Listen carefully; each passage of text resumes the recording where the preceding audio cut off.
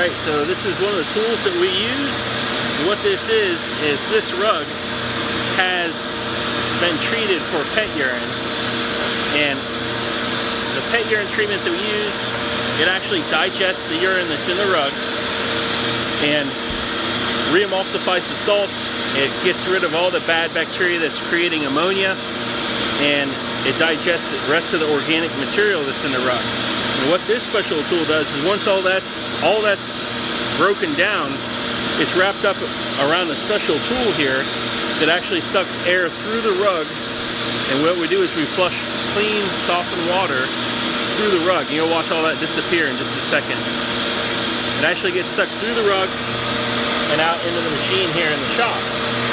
And that's really important because this process flushes out all that urine contamination and the salts, and all of that ickiness goes away.